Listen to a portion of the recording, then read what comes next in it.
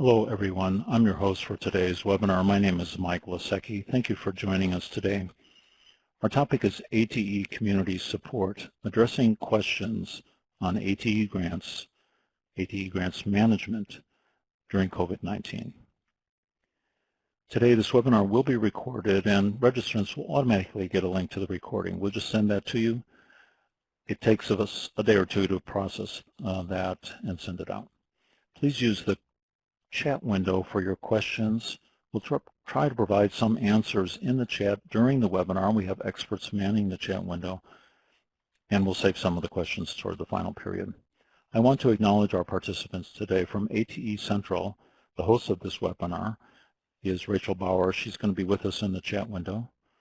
Mentor Connect is the main sponsor of the webinar, and they're associated with the South Carolina Advanced Technology Education Center. Elaine Kraft, who many of you know, is our presenter today. From the National Science Foundation, thank you for your support, is Celeste Carter. We'll have her on in just a moment.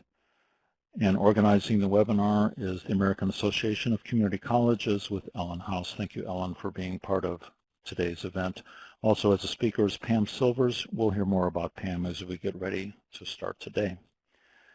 Let's go ahead and begin. It's my pleasure to welcome Dr. Celeste Carter, the Director of the National Science Program ATE program. Many of you know her. She's the co-lead from the National Science Foundation. Dr. Carter, you're unmuted now. Would you like to come on and make some opening remarks?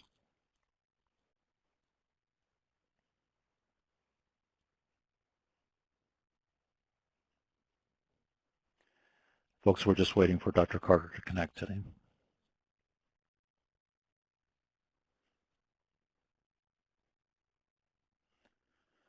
Dr. Carter, we don't hear you yet. Your microphone looks to be unmuted. Folks, hang on for just a second. How about now? There you are. Hi.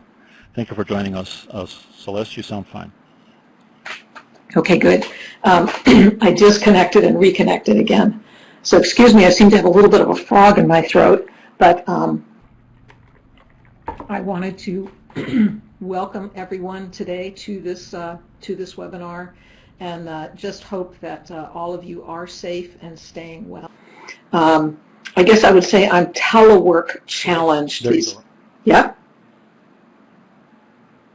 Can you hear me? It just your volume went up and down there for a moment. Yes, your volume went up and down for a moment, but now it sounds fine. Okay. Thank you. Okay. So I am using my iPhone this afternoon to discuss and listen to the webinar and talk to all of you. So I'm hoping everything stays as even as we can get it. But as you know, the National Science Foundation is closed. We are teleworking pretty much 100%. This past Monday, they did allow people into the building for the first time in quite a few months to start cleaning, but we have no idea when we will actually be back in the building. And I'm sure that this is something that all of you are facing as well across your campuses, and basically working at trying to figure out how do you respond to some of the things that are going on with the pandemic, given that you have a project. So I'm hopeful today that we can provide some information to you. And then also I will be on again towards the end to answer as many questions as I can. And we'll actually continue responding and answering questions through ATE Central for another hour after this particular webinar is done. So if we can't get to everything, we're certainly going to keep trying to get information to you. And just on behalf of the National Science Foundation and the ATE program, I'm so thankful that all of you are active and safe and well. I will just give you a little bit of an update. The Senate and House scientists are both working on bills to reauthorize the ATE program. I've been on at least weekly calls with both committees, and there's a tremendous interest in reauthorization of the ATE program. So stay tuned. I will certainly send out to the listserv more information as I have it as the bills progress through. So we'll see what happens with that. And I think with that, maybe I'll just say welcome, and I'll turn this back over to Mike. Thank you very much, Celeste. We appreciate those remarks, and thank you for staying with us today. You might keep an eye on questions in the chat window as well and see which ones that you might want to address as well. Let's go ahead and ask Elaine Kraft to tell us a little bit about the agenda and what we're going to do today. Go ahead, Elaine, there you go. Thanks, Mike. Yeah, and thanks, Celeste. It is comforting to know that our NSF program officers understand that these are unprecedented times for ATE grantees, to say the least. I am Elaine Kraft. I'm Principal Investigator for the Mentor Connect project. Joining me in today's presentation is Pam Silvers of Asheville-Bumpkin Technical Community College, located in Asheville, North Carolina. Pam is an ATEPI and Mentor Connect mentor. Together, we will share with you various grant management tasks and strategies. We hope the information we provide will help you stay on the road to success with your ATE project. As we begin, keep in mind that Pam and I do not speak for the National Science Foundation. The information we provide is extracted from NSF publications or comes from our own knowledge and experience as ATEPIs. The topics we will cover today include dealing with changes in your project in terms of objectives, deliverables, timeline, and scope, annual reports, no-cost extensions, budget adjustments, and supplemental funding requests. And as was mentioned, at the end, Celeste Carter will be available to answer your questions. Elaine, I'm going to interrupt slightly. Your volume seems to be a little low. Would you make sure that your microphone pod is in the correct position? Thank you. Okay, is that better? Yes, it is, and thank you very much. Okay. To get started, I'm going to turn the program over to Pam for the first couple of agenda items. Thank you, Elaine. And Mike, is my sound okay? Okay, very good. Very good. Today I'm going to talk about changes in your project and your annual report. First of all, I'm going to talk about things to consider when you have to make changes to your project, especially because of COVID. There are 4 things you should do, and I'm going to talk about each of them in detail, but they are that you should communicate with your program officer, make sure you preserve your original goals, intellectual merit, and broader impacts, revisit your deliverables, timeline, and scope, and make changes as needed to move forward. You're going to hear this frequently today. I think I'll probably tell you about 5 times, but please make sure that you communicate with your program officer. The best way to reach your program officer is via email, but they are going to approve any changes that you make if there's substantive changes to your proposal. And if you're in doubt, if you check with your program officer, they will let you know if a change is okay or if it's a substantive change that you need to get approval for. And the other thing to really remember is we are all in this together. Your program officer wants you to succeed.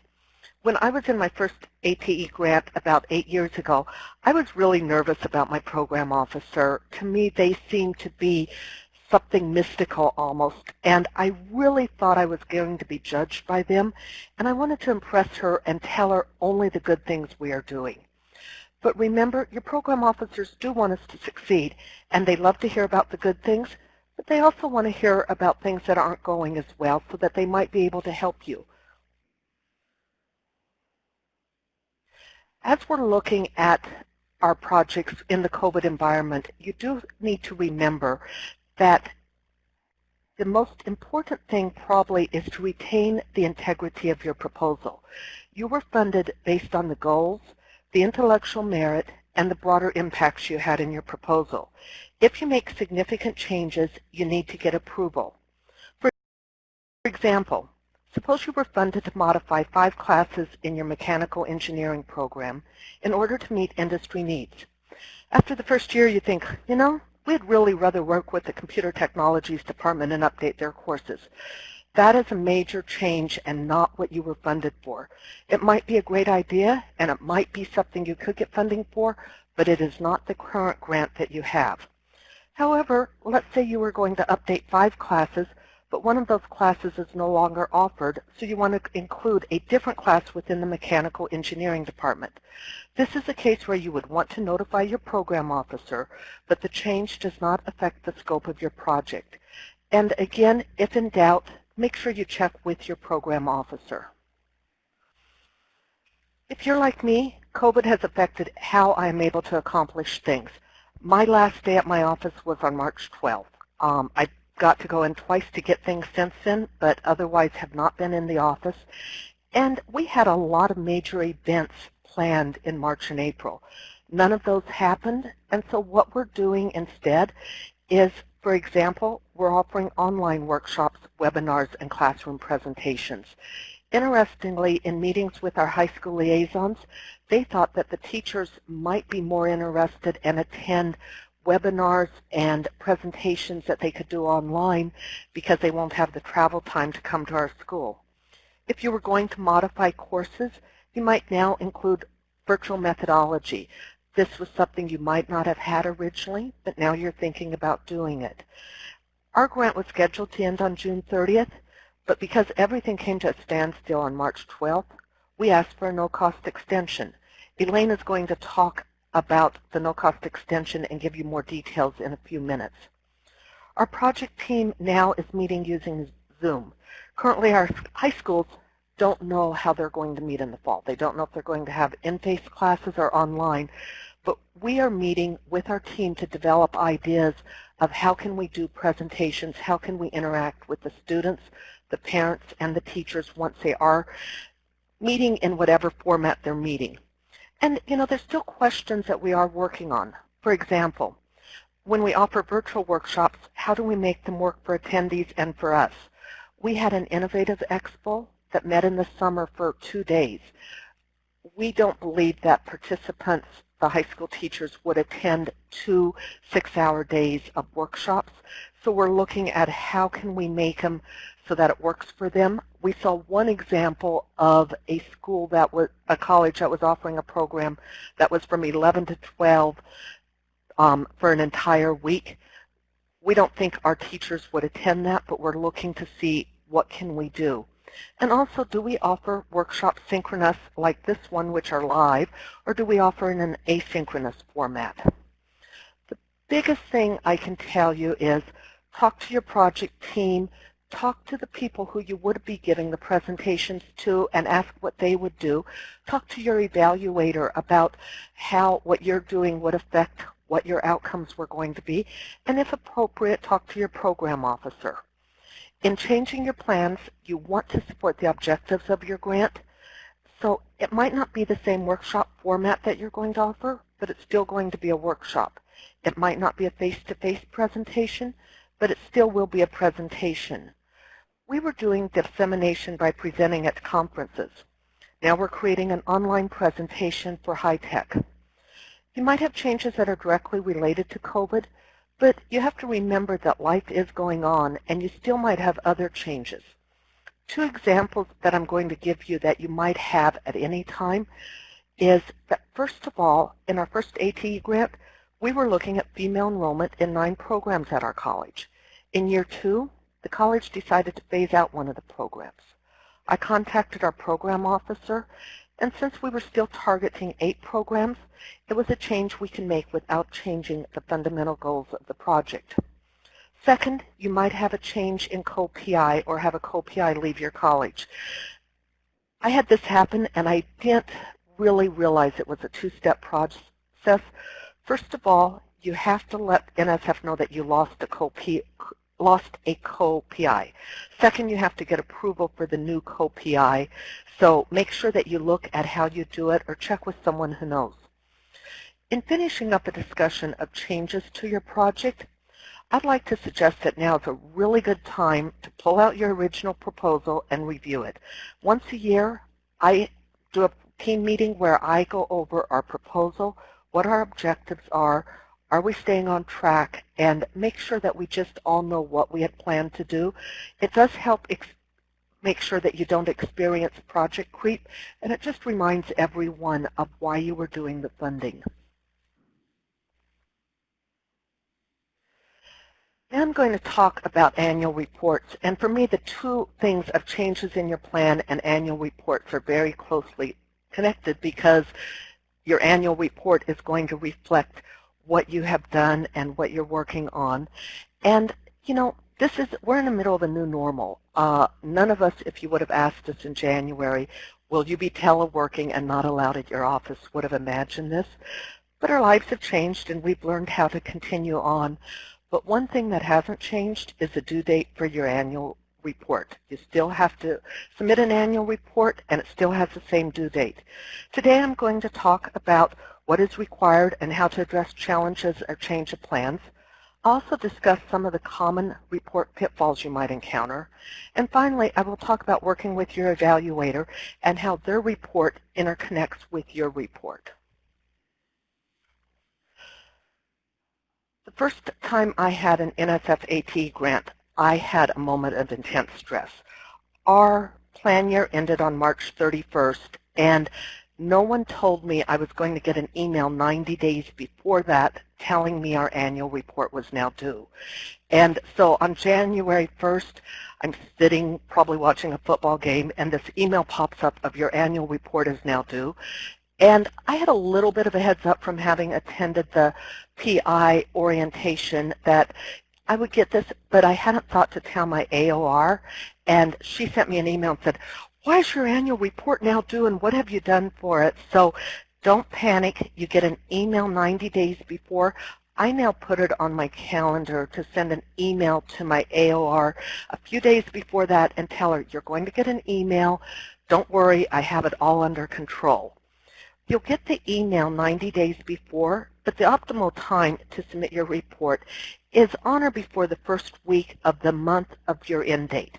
My project had a March 31st end date, so I submitted my annual report in the March 1st through 8th timeline. You do want to have enough time to create your report and have items to include. If you do the report too early, you might only be able to report on 9 months of activity. But you don't want to wait too long because things happen. You might end up having someone get sick, or it might take longer to get data. For example, I get information from our institutional effectiveness department with data I include in the report. This year our institutional effectiveness person retired, and before he left I was assured that the information was easy to generate. It usually would take him, I'd get the information within a day of my request. Our new person had no idea of what to do. Even with his detailed instructions, it took almost 6 weeks to get the very same report that in the past took me 2 days to do. In addition, your program officer has to have time to review your report before your end date. So please, if your end date is March 31st, don't wait until March 30th to submit the report. I do recommend, as soon as you get that email with the telling you your report is due, click on the link and look at the information and the categories that are going to be needed. This slide and the next are going to talk about some of the things that are major report categories. When you submit your annual report for the first time, you will enter the major goals of the project. I copy and paste this from my original proposal, and after the first year, those goals stay in the report every year, and it's the only thing you should not change. The only time you would change a major goals is if you had prior approval of a change from your program officer. And your annual report is not the time to notify your program officer of a change. They should not be reading your report and having any surprises or major changes on it. All of those should have been taken care of before you filed your report. I spend most of my time on the section asking what was accomplished under the goals. The section is split into major activities, specific objectives, significant results, and key outcomes or other achievements. For example, in summer 2019, we had an innovative expo for high school personnel, and that was included as a major activity. And I didn't just say we had the event, I included information about it, including some of the survey results. One of our goals of our first grant was to increase female enrollment in our programs. So under specific objectives, I included information about our female enrollment and what had happened with that. Just to let you know, keeping track of events, my first year of the grant, I tried having my calendar and just looking back over it of what I did, and I spent a lot of time tracking down events. I now have an Excel spreadsheet that has listed at the bottom tabs for year 1, year 2, and year 3, but every time I do something with the grant, I add it into the Excel spreadsheet. I tell how many people were there, what the demographics were as far as our target audiences are students, high school personnel, and parents. And I also have, did we have a survey? Did we take any pictures? So that when I start working on my annual report, one is I can send that spreadsheet to our evaluators so they know what I'm looking at. And the other is that I have it readily available for myself. So figure out what works for you, but that is something that has worked really well for me. The other information that is needed includes what opportunities were there for training and professional development, how were results disseminated to communities of interest, and what do you plan on doing during the next reporting period. These are standard sections of your annual report, but if you're like me, this is what was impacted with COVID. What was I able to do with this, and especially what am I going to do next year? So you want to think about what you would include or what could impact it. And some of the things that had impact on these questions for COVID challenges is some things just didn't happen. If you had an activity you couldn't complete, you do want to mention that.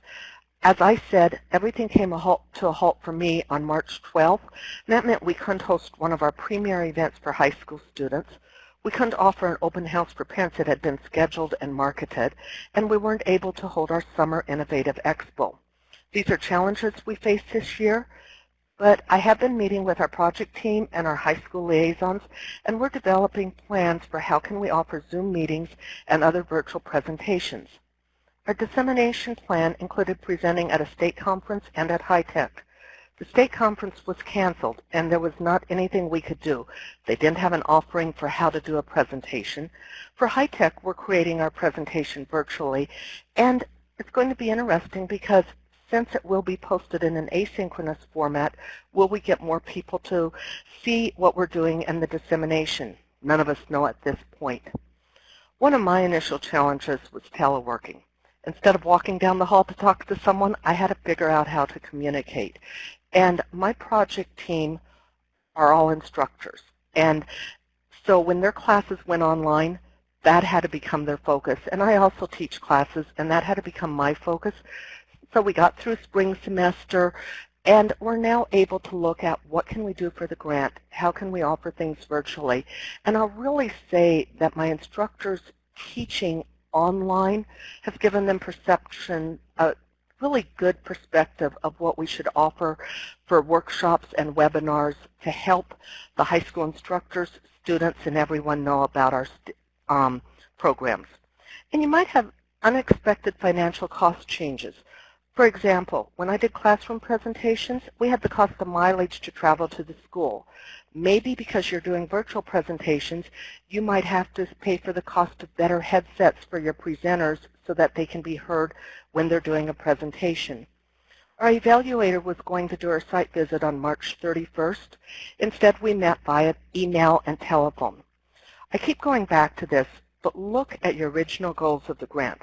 What were you going to achieve, and based on those goals, how are you going to move forward in these changing times? In October of last year, a group of people, included Elaine Kraft and I, gave a presentation at the ATE-PI conference. Tom Higgins, who is a rotating program officer, also participated in the presentation, and he provided 5 pitfalls that people face when submitting their annual report. I think these items are as much or maybe even more applicable in the COVID environment. First of all, do not recycle your prior year's report without making changes. The goals stay the same, but everything else should be different. You did not have exactly the same event with exactly the same results. Second, make sure you do not include student names. Instead of saying Pam Silver said, change it to a student in the computer program said. Third, make sure you upload your evaluator's report. I think I probably have also mentioned this about 3 or 4 times, and it's because the first time I did my annual report, I knew the evaluator's report had to go to NSF, but I didn't know it was attached to as an attachment within my annual report, and I didn't do that. I can tell you within an hour I had an email from my program officer going, where's your evaluator's report? So don't forget to attach your evaluator's report. And I'm going to mention a little bit about the evaluator in a moment, but you want to make sure that you are responding and working with your external evaluator. This isn't that you're doing the same report, but that you're using the same data. For example, if you were reporting data for 10 months and they were reporting it for 11 months, you're going to have different observations, different activities, and so the two reports would not correspond. And fifth, make sure that you report both the positives and negatives. It would be nice if everything always went perfect and exactly as we planned, but it doesn't. This is true in normal times, and it's especially true during the COVID times. You could have challenges resulting of COVID, and they could also be non-COVID items. Don't just be focusing on what has happened in the last 2 months. We had some really great events during the year.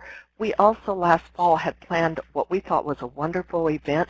The evening that it was happening, we happened to be getting hurricane effect rain, and our attendance was probably a quarter of what we anticipated. So we had a great event, but our attendance was very low compared to what we would have thought for it. Going to mention again the evaluator. You want to make sure that you look at their copy of the annual report and take into consideration what they have. You create your annual report for NSF in research.gov, and you attach as an attachment your external evaluator's report. I really like this graphic because it indicates that everyone is part of a team, and if you're working together, it works.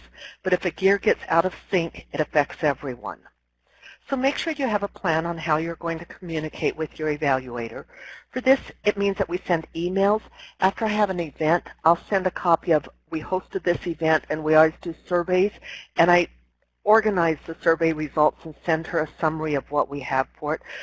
We do regular telephone meetings. It happens for both of us. It works best to do a telephone meeting, so that is what we schedule for it. And when the shutdown happened, we had a telephone conference within a week to discuss the grant. Now, at that point, mind you, I was still a little bit shell-shocked, and I said, okay, I'm figuring it out, but we communicated to make sure that we were on the same page of what we were going to be able to do or not to do. I mentioned before, but talk to your evaluator about the timing of the report. You're not reporting items for the entire year, your first year, because if you started on July 1st, your report's due June 30th. You have to have a cutoff date for your activities.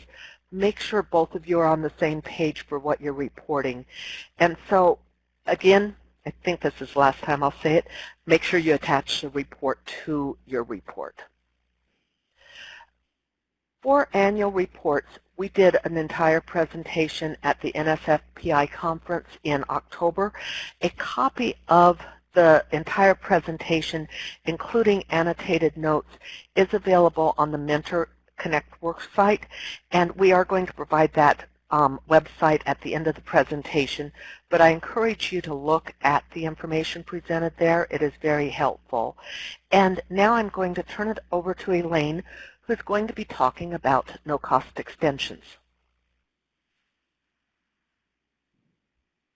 Thanks, Pam. So what are no-cost extensions? No-cost extensions are available to give you more time to accomplish the work of your project. No-cost extension means that you get more time but no more money to complete the scope of work. A no-cost extension moves the end date for your project back 1 calendar year from the current end date for your award. Previously unused grant funds can be carried forward to fund personnel time and other expenses for work done during the no-cost extension year. No-cost extensions can be lifesavers. Few projects proceed exactly as expected. Startup is often slow and, well, life happens. This year, COVID-19 happened. NSF understands this and makes this option available to enable you to maximize the outcomes from your project. So when should you seek a no-cost extension? If this is the final year of your grant, or if you are currently working in a no-cost extension year right now, it is time to consider this option. You will want to submit your no-cost extension notification or request within 2 months of your current project end date.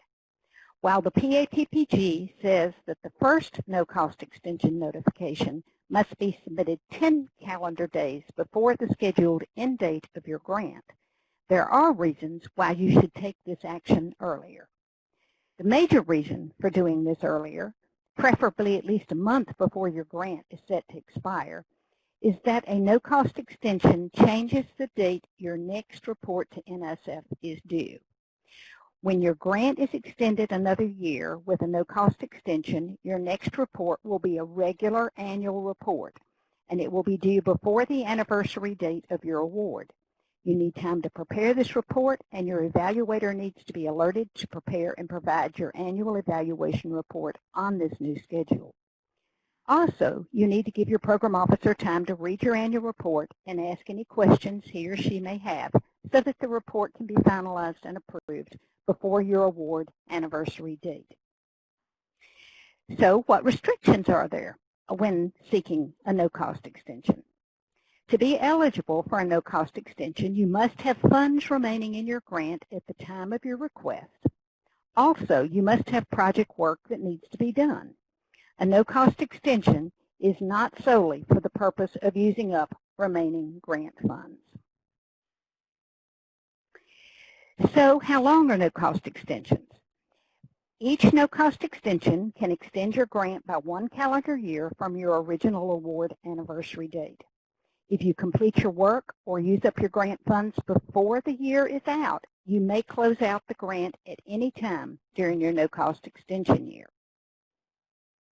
You must provide a justification for your no-cost extension. In writing a brief justification for this no-cost extension request, the work you outline in the justification must adhere to previously approved objectives of your project. So there are actually 2 types of no-cost extensions. Your first no-cost extension is considered grantee approved.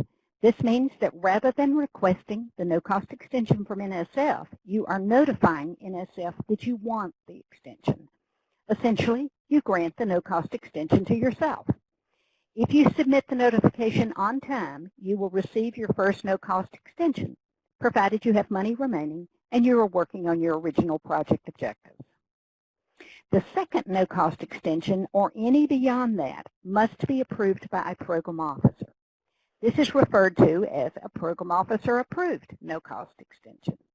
The process for submission is the same, but you go through a different portal on the research.gov website to make your request. Let's revisit when to submit. First, you must be in the final year of your grant. Specifically, the PAPPG states that a first no-cost extension must be submitted at least 10 calendar days before your award anniversary date. As pointed out earlier, though, this is cutting it close. We recommend doing it sooner. The PAPPG also states that the second no-cost extension request, or any after that, must be submitted 45 days in advance of your award anniversary date. This is to give your program officer time to consider your request and ask any questions she or he may have prior to approving the request, if they deem it appropriate to do so. So what information will you be asked to supply? In a justification text box provided in the NSF online system, you will submit a brief statement of the work you plan to do during the no-cost extension, and perhaps a reason why you need more time to do the work. This year, COVID-19 disruptions will be a common reason. Keep in mind that the plan of work should adhere to the originally approved objectives for the project. Now let's look at how to submit a no-cost extension notification or request. The PI will need to work with the AOR, or Authorized Organizational Representative, at the college to submit a no-cost extension request or notification. The PI initiates the request, and then the AOR must sign off for the college and submit the request in research.gov. This is a two-step process, much like submitting an ATE proposal. How will you know that you have received a no-cost extension? You will not receive any direct notification from NSF that a no-cost extension has been granted. You will know that your no-cost extension is in place and your grant timeline has been extended when the end date for your project changes in the NSF awards database. Checking the NSF website regularly after submitting a request is the only way you will know when the change has been made. Now let's take a look at exactly how to submit your no-cost extension in research.gov. First, go to research.gov and log in. Your login credentials are the same as for Fastlane. On this screen, you see under Awards and Reporting that you select Notifications and Requests. The next screen enables you to select no-cost extensions. On the next screen, select Prepare New and enter your grant number. The next screen prompts you to select your revised project end date and enter your justification. The last step is either to save your work or to save it and forward it to the AOR for submission to NSF. PIs, don't forget to forward this to your college's AOR or it will never reach NSF. And then follow up with your AOR to ensure that this has been done. If you want additional information about no-cost extensions, the location of this information in the PAPPG 20-1 is on the screen. Remember that you will receive a copy of these slides, so if you don't get all of this jotted down, you will have another opportunity to do so. Now we will move on to budget adjustments. As you rework your project to adjust to COVID-19 or to respond to evaluation feedback and or implementation experience, keep in mind that PIs have the authority to move money around in the grant budget as needed to adjust to change and maximize grant outcomes. There is only one major restriction, and that involves participant support costs.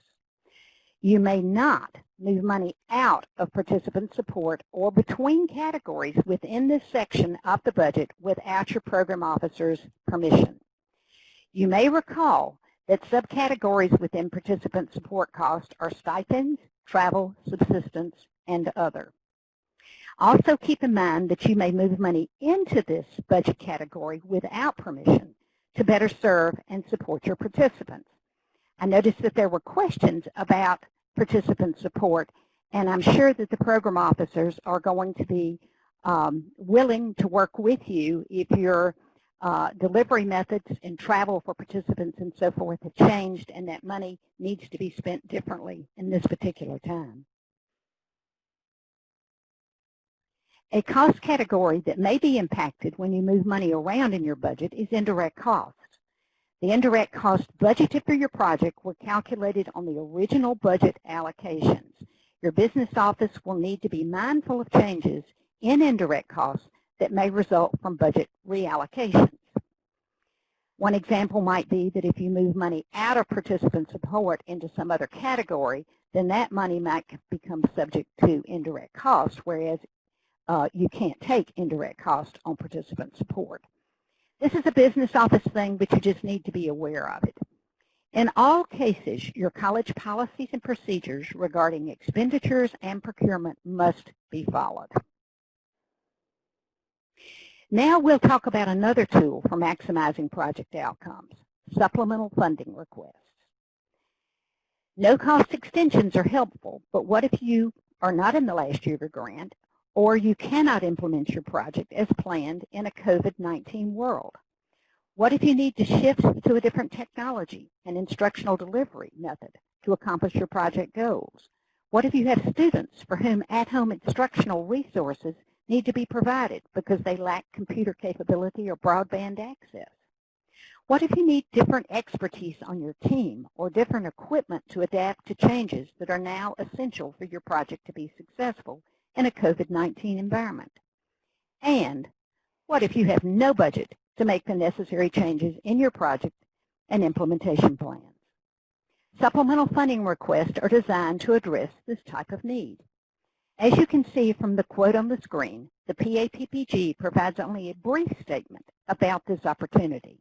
I will explain why this possibility has more potential than may appear.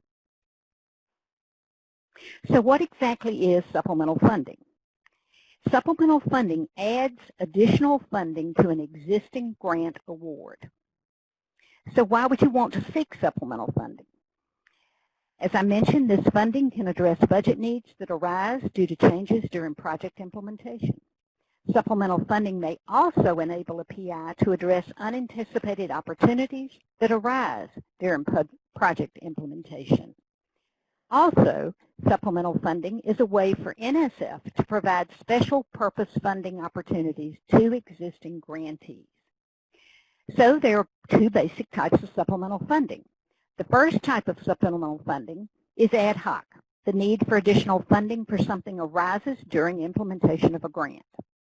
The second type is planned by NSF. It is a funding opportunity available to grantees by way of an announcement called a Dear Colleague letter. Currently, 3 supplemental funding opportunities are available to current ATE grantees by way of Dear Colleague letter announcements. These 3 opportunities are depicted on the screen. I encourage you to explore these funding opportunities to see if one or more of them is a good fit for your work. So when is the time to consider making a supplemental funding request?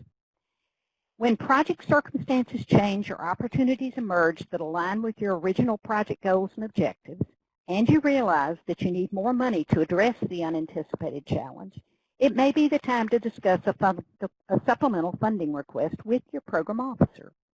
Before doing so, however, you should have a clear idea of what you want to do, why you want to do it, how you will do it, and approximately how much it will cost. You may approach your program officer with a supplemental funding request idea in any year of your grant, including a no-cost extension year. Keep in mind that you should never submit a supplemental funding request online without first communicating with your program officer. In terms of when you can submit a supplemental funding request, the PAPPG 20-1 specifies that supplemental funding requests be made 2 months before you need the money. Requests can be submitted any time in the grant year, but between January and June is generally preferred.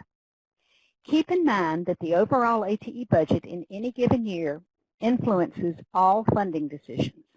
Also, at any point in time, a program officer may or may not have ATE budget funds available to use for this purpose. What about the time frame for activities in a supplemental funding request? The proposed work should be designed to be completed within the time frame of the PI's current grant. Also, there are restrictions on the size of a supplemental funding request. The amount of money that can be requested in a given year is described in the PAPPG as 6-month support. So it is a limited portion of the total award amount of your grant. Also, all requests in a given year must be within the annual supplemental funding limit for the project. In other words, all supplemental funding received in a given year is additive and cannot exceed the annual limit for a project. If you submit supplemental funding request and it is approved, how will you be notified? A supplemental funding award generates an award modification letter stating the new total budget amount for the grant to which the supplemental funding has been added. This slide shows the steps to take if you wish to pursue supplemental funding. In 1 to 2 pages, outline your idea or concept for supplemental funding, along with an estimate of the cost. Send your idea to the program officer by way of email and request feedback. If the program officer thinks a telephone conversation will be helpful, this may be suggested. Formally submit a supplemental funding request only if a program officer has informally indicated that it is okay for you to do so. Again, going back to a comment Pam made earlier, program officers don't like surprises, so give them a heads up if you're planning to do something like this. Keep in mind that a supplemental funding request is not a grant proposal. The request is submitted through an entirely different system within FastLane. I will review this process with you. Start by logging into research.gov. Under Awards and Reporting, select FastLane. At this point, the research.gov system will automatically transfer you to FastLane. Once in FastLane, select Award and Reporting Functions. Next, select Supplemental Funding Request. A new screen will appear, and you will then select your grant number. Once the grant number has been selected, a template for submitting a supplemental funding request will appear. It is similar in format to the template NSF uses for grant proposal submissions, only there are fewer components to complete. One component is a summary of proposed work. Another is a justification for the request. Each of these components is uploaded separately. You will need to complete a budget form. It is identical to the one used for grant proposals. You must also provide a budget justification. Upload the budget justification as a separate file, just as you do for grant proposals. If you are responding to a Dear Colleague letter opportunity, there may be additional requirements specified in the letter that you should follow. More specifics about supplemental funding may be found in the PAPPG 20-1. The specific location of this information is shown on the screen. To recap, Pam and I covered a number of strategies that may help you with grant management in the time of COVID-19 and beyond. The topics we covered are listed on the screen and include dealing with changes in your project, annual reports, no-cost extensions, budget adjustments, and supplemental funding requests. Following this webinar, a link to the recording and PowerPoint presentation will automatically be sent in an email to all who registered for this webinar. Shortly thereafter, the webinar content will be translated into a tutorial with annotated slides so that you may revisit any specific section on an as-needed basis and as often as you like. All of these resources will be available in the resource library on the Mentor-Connect website and from ATE Central. The URL to access Mentor-Connect resources is shown on the screen.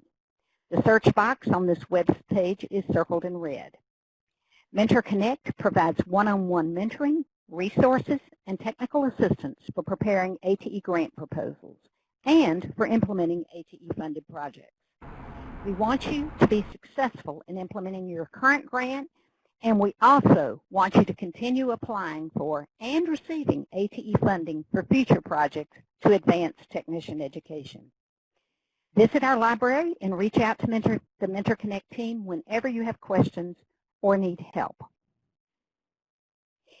Here is the email address for each person today, Pam, Celeste, and me. And I know we have provided a lot of information and you've got a lot of questions. We've seen that from the chat box. So I'm going to turn it over now to Mike, and Dr. Carter will join us in answering your questions. Elaine, thank you very much and you and Pam for all those presentations. We're going to bring in Dr. Carter now because, as you mentioned, there is a lot of questions. Celeste, are you there on audio? Okay, so can you hear me? Celeste, we hear some background. Oh, there you are. Okay, good. Yes, you sound very loud, though. Okay, let me turn it down again. Turn down a little. Okay, how's that? Okay, Okay, good, Celeste. So let me start. We have about 8 minutes for questions, so we're going to play Stump the your Program volume Officer. just dropped on me, so I can't hear you. Okay, you can turn up your speaker volume, Celeste. Well, remember, this is my iPhone, so I'm doing the best I can. Oh, yes. Okay, all right. Can you hear me now, Yes, Celeste? but I think I turned up my volume as well. Okay, you sound okay. So here's Okay. the question. First of all, Pam Silvers used to think you were mystical. I'm not sure what she thinks now, but that was her original impression of you as a program officer. I just wanted to get that out there. You know, we got most of the questions today, many of them around participant support and reallocating funds. We get those questions over and over again. Can you just give us a top-level thing, first on participant support, what we can or cannot do, and then what about fund reallocation? So give us the chapter and verse. Okay, so for participant support, it is the one section of your budget that requires that you file a notification request with NSF detailing what you want to do. And it's generally moving funds within participant support. So there were those 4 lines in participant support: stipends, travel, lodging, and other, or I might have mixed one of those up. But if you need to move things around within those, you need to file a notification request. Also, let's say that you were going to have a face-to-face workshop, and you're not going to be able to do that this year. And what you'd like to do is take some of the funds, maybe that were in travel, out of participant support and use it to find a better platform for a virtual workshop. So that could be, I guess you could do that one of 2 ways. One, you could say, I'd like to move funds out of travel and put it into other. So you'd file that request. And the other would say, hey, we need a better virtual platform. We're actually going to still hold this workshop, but it's going to be done online. The other one would be that you move funds out of participant support with an explanation as to why you're doing that. So those are the types of requests where you need to work with your authorized organizational representative, because if they don't hit that final submit button, none of us at NSF will ever see your request. And you really don't want to move things around or out of participant support unless you have an approval from the National Science Foundation. That's something that's auditable. Okay, so let's say you want to move funds into participant support. You can do that anytime. You don't really need to let your program officer know. You just want your finance people to know to keep good records. And really, for all other aspects of your budget, that's really the response. You have full authority over all other lines of your budget, and you can make those changes. And I know people are going to say, I know, but I go to my finance people and they say I need your permission. So I copied a statement that one of the former leads on ATE, Dr. Gerhard Salinger, would use. He would start his response saying, you have full authority to, and then finish the sentence. It doesn't say I'm giving it to you, it says you already have it. For some reason, your finance people seem to think this is great. I actually haven't done anything to give you permission. I've just said, you already have authority. But that seems to satisfy your finance people. So all other parts of your budget, you can move funds as you need to complete the goals and objectives of your project. Mike, back to you.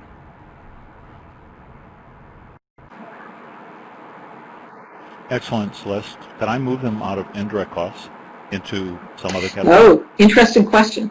Yes, indirect costs are one of those things that program officers have absolutely no authority.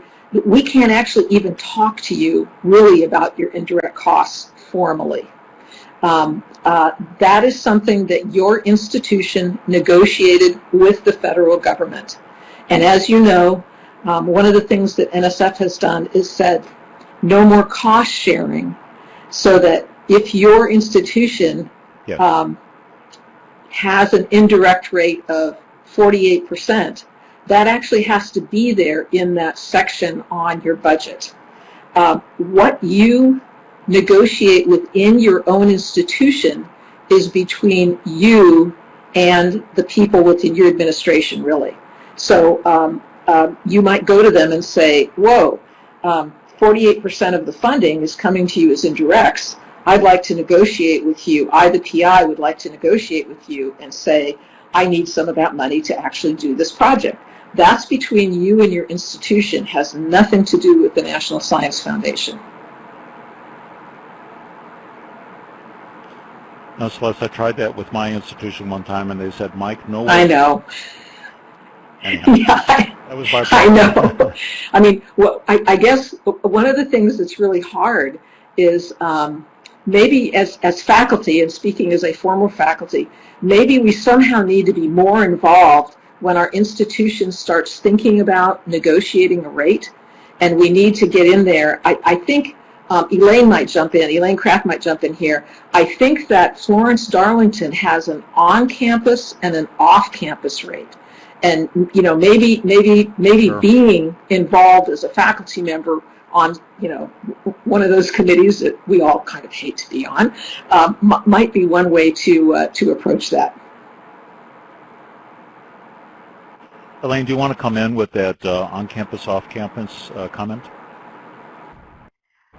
Yeah, and sometimes there's actually even a third rate that your college has. So knowing that they have different rates helps, and then you can talk to them, particularly projects that are working with people outside your institution. Your events are being held external to the institution. You're not using a lot of institutional resources, in other words, to implement your project. Our Mentor Connect project is like that.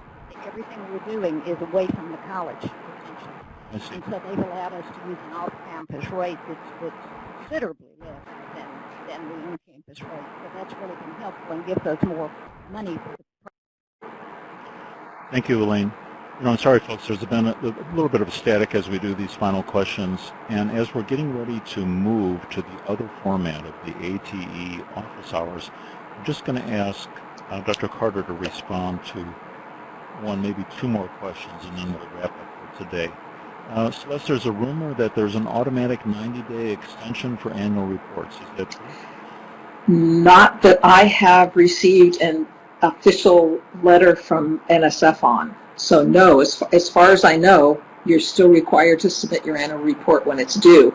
I would say that, you know, as a program officer, when people tell me, hey, I'm late, I'll say, that's okay, don't worry about it. Just realize that your administration might get really upset because NSF sets up these automatic sort of nasty emails that say, you know, such an award institution has a late annual report. But that's all it is. So as long as they're aware that you're working on it and that you're going to get it in, it isn't anything that impacts your project unless you have you received an award letter where you didn't get access to all of the project money for all of the years you were submitting, which would be called a continuing award. Then you really want to be sure you get your annual report in, because it needs to be approved before your institution will have access to the next year of funding.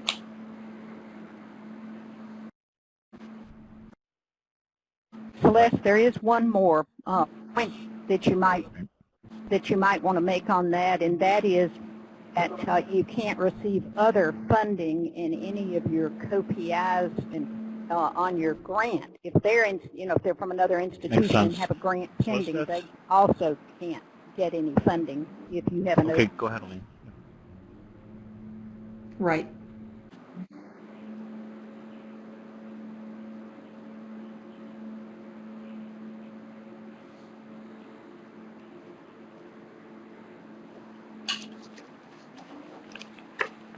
Good point, Elaine, and thank you. Dr. Carter, Elaine, Pam, thank you very much.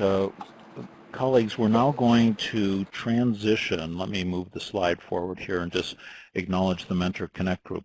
Two things I'd like to tell you. We're going to transition and move our conversation, and all of our guests are moving over to the ATE office hours. Celeste, I'm going to put you on mute here.